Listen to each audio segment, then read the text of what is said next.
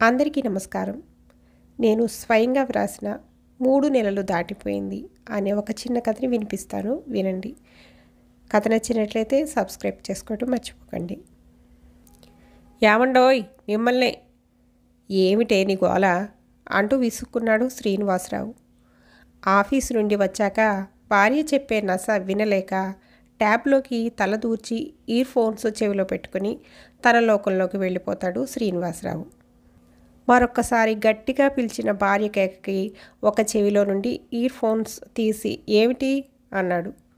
అది 3 నెలలు దాటిపోతుందండి అంది వరలక్ష్మి.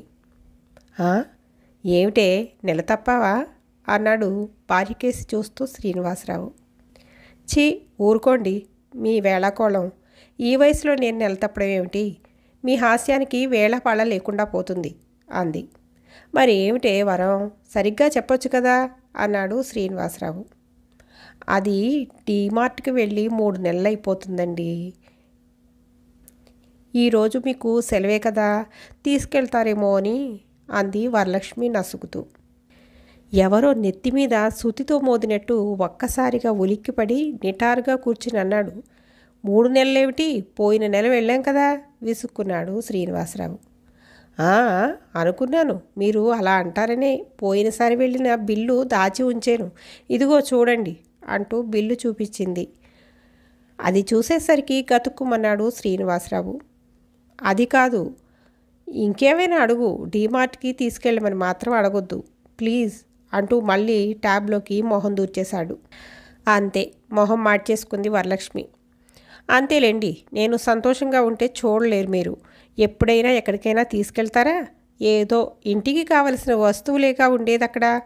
ఏదో అలా వెళితే కాస్త మనశ్శాంతిగా ఉంటుంది కదా అని తీసుకువెళ్ళమని అడుగుతాను. దానికి 100 సార్లు బ్రతిమాలాలి మిమ్మల్ని అంటూ ముక్కు చీదింది వరలక్ష్మి.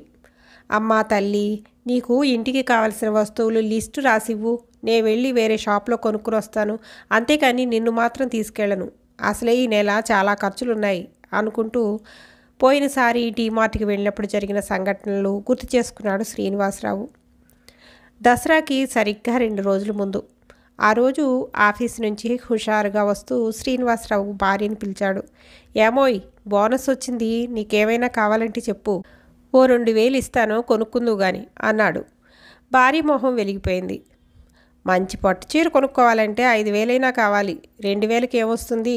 సరే, ఒక పని చేద్దాం, పండగ కదా, పిండి వంటలు అవి చేయాలి, డీమార్ట్కి వెళ్ళి సరుకులు తెచ్చుకుందాం పదండి, అక్కడే నాకు ఏమైనా నచ్చిన చీర ఉంటే తీసుకుంటాను అనేసరికి సరే అనక తప్పలేదు శ్రీనివాసరావుకి. 10 నిమిషాలు అయ్యేసరికల్లా చక్కగా తయారై వచ్చేసింది వరలక్ష్మి. వరలక్ష్మిని చూసి ఏమిటే షాపుకి వెళ్ళడానికే కొత్త చీర కట్టుకున్నావు అన్నాడు నవ్వుతూ. ఇదిగో ముందే చెబుతున్నాను, నా బడ్జెట్ 5,000 అంతే, అంతకు మించి కొంటే ఊరుకోను అన్నాడు భార్యని ముందుగానే హెచ్చరిస్తూ. సరేలేండి, నేనేం పెద్దగా కొనను, చూస్తానంతే, సరుకులు తెచ్చుకుని వచ్చేద్దాంలేండి అంది వరలక్ష్మి. ట్రాలీ తీసుకుని ఇద్దరు గ్రౌండ్ ఫ్లోర్లోకి ఎంటర్ అయ్యారు. శ్రీనివాసరావు 1+1 ఆఫర్ దగ్గర ఆగిపోతాడు. వరలక్ష్మి కొత్త వస్తువులు ఏమొచ్చాయా అని కలయి చూసింది. పప్పులు ఉప్పులు తీసుకున్నాక పూజా సామాన్ల దగ్గర దీపం ఆయిలు 1 కొంటే 1 ఫ్రీ, ఒత్తులు 1 కొంటే ఇంకొకటి ఫ్రీ. అసలే వచ్చేది దీపావళి కదా అని 10 వేసేసుకుంది. ఆయిల్ ఒక 6 డబ్బాలు వేసుకుంది వరలక్ష్మి. ఎందుకే ఇన్ని తీసుకున్నావు, షాప్ కానీ పెడతావా ఏంటి అన్నాడు శ్రీనివాసరావు. లేదండి, ఒత్తులు ఈ టైంలో దొరికినట్టు మళ్ళీ దొరకవు, అసలే ముందు దీపావళి ఉంది అంది. అది అయిపోయిన తర్వాత ఫస్ట్ ఫ్లోర్లో చెప్పులు బట్టలు ఉంటాయని చూసి వచ్చేస్తారని వెళ్ళి 2 జతల చెప్పులు, పిల్లలకి అని టీషర్ట్స్ తీసుకుంది. నీకు ముందే చెప్పాను ఎక్స్ట్రా ఖర్చులు చేయొద్దని అన్నాడు సీరియస్గా శ్రీనివాసరావు. 99 రూపీస్కే టీషర్ట్స్ అండి, చెప్పులు 199, ఎంత బాగున్నాయో చూడండి అంటూ చూపించింది. ఇక మిగిలింది పైన ఫ్లోర్లో ప్లాస్టిక్ సామాన్లు ఉంటాయి, అది చూడకుండా మాత్రం వరలక్ష్మి డీమార్ట్ వదిలిరాదు. కొత్తగా వచ్చిన డబ్బాలు, హ్యాండ్ బ్యాగ్స్, కప్పులు, గాజు సామాన్లు ఒకటేంటి తనకు నచ్చినవి వేసేసుకుంది. మొత్తానికి బిల్లు 10,000 దాటింది. శ్రీనివాసరావుకి గుండె పట్టేసినట్టయింది. అక్కడ అందరిలోనూ తిట్టలేక బిల్ పే చేసి తిరుగుముఖం పట్టారు. ఒక్కొక్కటే అన్నీ గుర్తుకొస్తున్నాయి శ్రీనివాస్కి. ఇంతలో వంటింట్లో గిన్నెలు క్రింద పడేసి పెద్ద పెద్ద చప్పుళ్ళు చేస్తుంది కోపంతో భార్య. ఆలోచనల నుండి తేరుకుని వంటింటి వైపు వెళ్ళాడు శ్రీనివాసరావు. కోపంగా ఉన్న శ్రీమతిని, సర్లే కాస్త నవ్వు, వెళ్దాంలే డీమార్ట్కి అన్నాడు.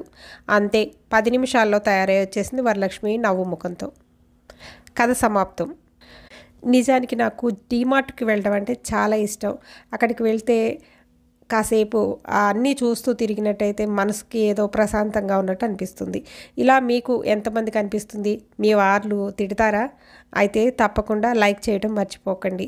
అలాగే నేను స్వయంగా రాసిన ఈ కథ మీకు నచ్చినట్లయితే సబ్స్క్రైబ్ చేసుకోండి. మరెన్నో మన జీవితాల్లో జరిగే ఇన్సిడెంట్స్ని కథల రూపంగా మీకు అందిస్తాను. థ్యాంక్ యూ అండి.